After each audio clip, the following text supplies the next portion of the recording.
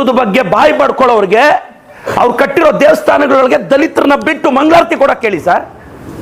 ಬಾಯಿ ಪಡ್ಕೊಂತಾರೆ ಹಿಂದುತ್ವ, ನಾವು ಹಿಂದೂಗಳೆಲ್ಲ ಒಂದು ಅಂತ. ಎಷ್ಟು ಜನ ಜನಪ್ರತಿನಿಧಿಗಳು ಒಂದು ಹಳ್ಳಿಗೆ ಹೋದಾಗ ದಲಿತ ಸಮುದಾಯದವ್ರು ಇರ್ತಕ್ಕಂತಹ ಏರಿಯಾಗ ಹೋಗಿ ಅಲ್ಲಿ ನೆಲದಲ್ಲಿ ಕೂತು ಅವ್ರ ಕಷ್ಟ ಕೇಳ್ತಾ ಇದ್ದಾರೆ ಸರ್.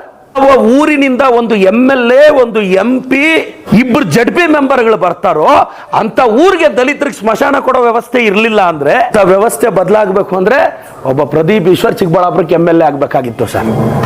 ನನಗೆ ನೋವು ಗೊತ್ತಿದೆ ಸರ್. ನಾನು ಇವತ್ತು ಅಪ್ಪ ಅಮ್ಮ ಇಲ್ದಿರೋರ್ಗ ವಿಧಾನಸೌಧಕ್ಕೆ ಹೋಗ್ತಾನೆ, ಕರ್ನಾಟಕದಲ್ಲಿ ಸೌಂಡ್ ಮಾಡ್ತಾನೆ ಅಂದ್ರೆ ಅದಕ್ಕೆ ಬಾಬಾ ಸಾಹೇಬ್ ಅಂಬೇಡ್ಕರ್ ಅವರೇ ಸ್ಫೂರ್ತಿ. ಚಾಕ್ ಪೀಸ್ ಹಿಡಿದ್ರೆ ಸಾಕು, ಸಂಪಾದಿಸೋ ತಾಕತ್ತಿದೆ. ನನಗೆ ಪೆನ್ ಬೇಕಾಗಿಲ್ಲ ಸರ್, ದುಡ್ಡು ಸಂಪಾದಿಸೋಕ್ಕೆ ಚಾಕ್ ಪೀಸ್ ಸಾಕು ನನಗೆ. PAಗಳು ಬರ್ಕೊಟ್ಟಿರೋ ಸ್ಪೀಚ್ ಓದ್ತಾ ಇಲ್ಲ ಸರ್, ನಾನು ಎದೆಯಲ್ಲಿರೋ ನೋವನ್ನ ಮಾತಾಡ್ತಿದ್ದೀನಿ. దేశమంటే మట్టి కాదు, దేశమంటే మనుషులు, దేశమంటే మనుషులు కాదు, దేశమంటే దళితులు ಅಂತ ನನ್ನ ವಾದ. ನಾನೊಂದು ಹಿಂದುಳಿದ ವರ್ಗದ ಶಾಸಕನಾದ್ರೂ ನಾನು ಪ್ರಮಾಣ ವಚನ ಸ್ವೀಕರಿಸಿದ್ದು ಬಾಬಾ ಸಾಹೇಬ್ ಅಂಬೇಡ್ಕರ್ ಅವರ ಹೆಸರಲ್ಲಿ.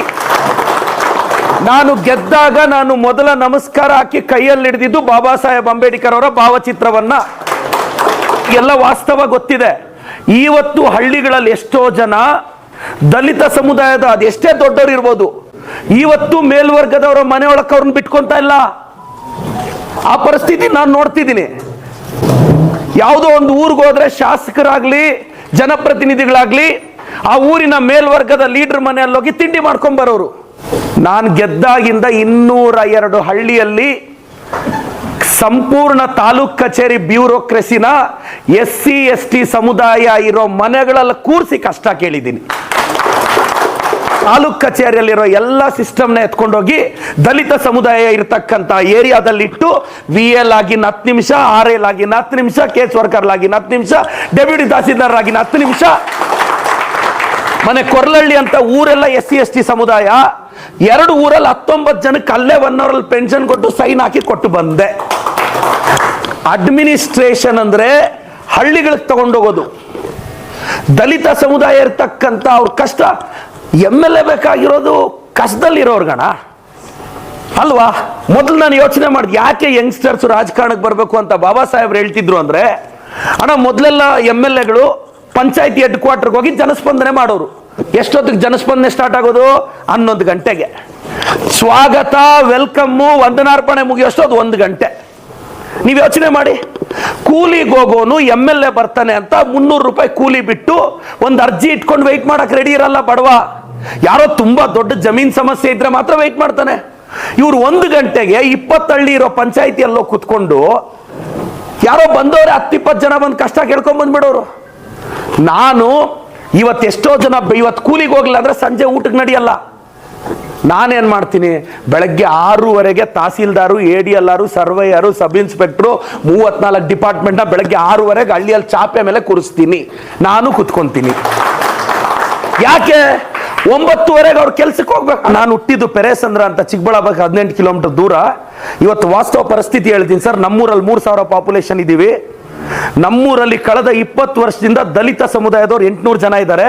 ಅವ್ರು ಕೇಳ್ತಾ ಇದ್ದಿದ್ದು ಏನ್ ಗೊತ್ತು? ನಾನು ಚಿಕ್ಕ ವಯಸ್ಸಿಂದ ಸರ್ ನಮ್ಮೂರ್ಗೆ ಸ್ಮಶಾನ ಕೊಡಿ ದಲಿತರಿಗೆ ಅಂತ. ಈ ವ್ಯವಸ್ಥೆಯಲ್ಲಿ ಕಳೆದ 30 ವರ್ಷದಿಂದ 800 ಜನ ಪಾಪ್ಯುಲೇಷನ್ ಇರೋರು ಯಾರಾದ್ರೂ ಸಾವಾದ್ರೆ ನಮ್ಮೂರಲ್ಲಿ ಒಂಕೆ ಪಕ್ಕ ಉಣೋರು ಸರ್. ಜನರಲ್ ಅವರು ಅವ್ರ ಸ್ಮಶಾನಗಳಲ್ಲಿ SC ST ಉಣಕ್ ಬಿಡಲ್ಲ. ಅಕಸ್ಮಾತ್ ಅವ್ರು ಉಣಿದ್ರೆ ಜನರಲ್ ಅವ್ರು ಉಣಲ್ಲ. ದೊಡ್ಡದಾಗಿ KPSC, UPSC, FD, SD ಅಲ್ಲಿ ಏನೇನೋ ಮಾತಾಡ್ತೀವಿ, ಆನ್ಸರ್ಗಳು ಬರೆದು ರ್ಯಾಂಕ್ ಪಾಸ್ ಆಗ್ತೀವಿ. ಆದ್ರೆ ಇವತ್ತ ಸ್ಟಿಗ್ಮಾ ಇದೆ. ನಾನು ಗೆದ್ದ ಮೇಲೆ ಸರ್, ನಾನು ಗೆದ್ದು MLA ಆಗಿ 3,000 ಪಾಪ್ಯುಲೇಷನ್ ಇರೋ ಊರಿಗೆ SC ST ಸ್ಮಶಾನನೇ ಇರಲಿಲ್ಲ. ಗೆದ್ದು ಸಿಟಿಯಲ್ಲಿ ನಮ್ಮೂರಿಗೆ ಜಸ್ಟ್ 200 ಮೀಟರ್ ದೂರದಲ್ಲಿದ್ದೆ. ಪಂಚಾಯತಿಯವರೆಲ್ಲ ವಿರೋಧ, ಇಷ್ಟ ಹತ್ರದಲ್ಲಿ ಕೊಡಬಾರ್ದು ಸ್ಮಶಾನ, 8 ಕಿಲೋಮೀಟರ್ ಆಚೆ ತೋರಿಸಿದ್ರು. ಒಬ್ಬನಿಗೂ ಕೇರ್ ಮಾಡದೆ ಕ್ಯಾಬಿನೆಟ್ ಅಲ್ಲಿ ಇಟ್ಟು 1.5 ಎಕರೆ ಆರ್ಡರ್ ಮಾಡಿಸಿದ್ದೀನಿ ಸರ್. ಇದಾಗ 1.5 ವರ್ಷ ಆಯ್ತು ಸರ್.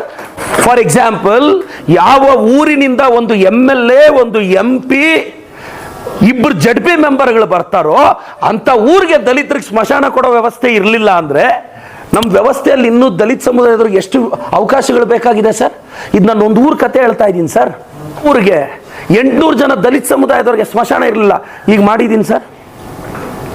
ಸರ್, ಭಾಷಣಕ್ಕೆ ದಲಿತರ ಮೇಲಿನ ಪ್ರೀತಿ ಸೀಮಿತವಾಗಬಾರದು. ಅದು ಜನಪ್ರತಿನಿಧಿಗಳಾಗ್ಲಿ ಅಧಿಕಾರಿಗಳಾಗ್ಲಿ. 15 ಲಕ್ಷ ಖರ್ಚು ಮಾಡ್ತಿದ್ದೀನಿ ಸರ್.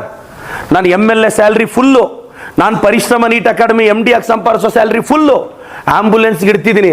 ವರ್ಷಕ್ಕೆ 1.5 ಇಂದ 2 ಕೋಟಿ ಅಮ್ಮ ಆಂಬುಲೆನ್ಸ್ ಖರ್ಚು ಮಾಡ್ತಿದ್ದೀನಿ. ನಿಮಗೆ ಗೊತ್ತಿರ್ಬೇಕು ಸರ್, 4 ರಿಂದ 5 ಸಾವಿರ ಜನ ಅಮ್ಮ ಆಂಬುಲೆನ್ಸ್ ಸರ್ವಿಸ್ ತಗೊಂಡಿರೋದು SC ST ಸಮುದಾಯದವರೇ. ನಾನೇನು ಕೋಟ್ಯಾಧೀಶ್ವರ ಅಲ್ಲ ಸರ್. ನಾನು ತಂದೆ ತಾಯಿ ಇಲ್ದಿರೋ ಹುಡುಗ, ನಾನೊಬ್ಬ ಅನಾಥ ಹುಡುಗ. ನಾನು ಚಾಕ್ ಪೀಸ್ ಹಿಡಿದ್ರೆ ಸಾಕು, ಸಂಪಾದಿಸೋ ತಾಕತ್ತಿದೆ. ನನಗೆ ಪೆನ್ ಬೇಕಾಗಿಲ್ಲ ಸರ್ ದುಡ್ಡು ಸಂಪಾದಿಸೋಕ್ಕೆ, ಚಾಕ್ ಪೀಸ್ ಸಾಕು ನನಗೆ. ನಾನು ಹಿಂಗೆ ಪಾಠ ಮಾಡ್ತೀನಿ ನೀಟಿ ಹುಡುಗರಿಗೆ. ನಾನು ಕಷ್ಟಪಟ್ಟು ದುಡ್ದಿದ್ದು ಬಡವ್ರ ಕಷ್ಟ.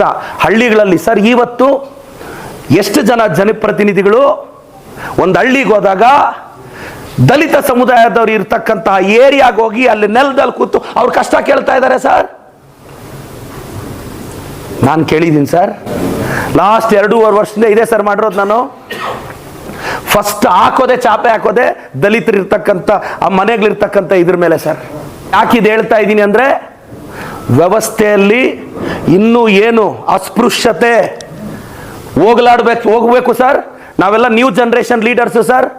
ನಾವಿನ್ನೊಂದು 20-30 ವರ್ಷ ಕರ್ನಾಟಕದ ಬಗ್ಗೆ ನಮ್ಮದೇ ಆದ ಕನಸಿದೆ ಸರ್. ಹಿಂದುತ್ವದ ಬಗ್ಗೆ ಬಾಯಿ ಪಡ್ಕೊಳ್ಳೋರಿಗೆ ಅವ್ರು ಕಟ್ಟಿರೋ ದೇವಸ್ಥಾನಗಳೊಳಗೆ ದಲಿತರನ್ನ ಬಿಟ್ಟು ಮಂಗಳಾರತಿ ಕೊಡಕ್ಕೆ ಹೇಳಿ ಸರ್.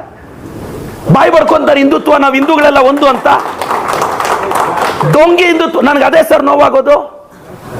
ಹಿಂದೂಗಳೆಲ್ಲ ಒಂದು ಅಂತ ಮಾತಾಡ್ತಾರೆ, ಅವ್ರು ಕಟ್ಟಿರೋ ದೇವಸ್ಥಾನಗಳಿಗೆ ಗರ್ಭಗುಡಿಗಳಿಗೆ ದಲಿತರನ್ನ ಬಿಟ್ಟು ಪೂಜೆ ಕೊಡ್ಲಿ ಸರ್. ಯಾವುದು ಸರ್?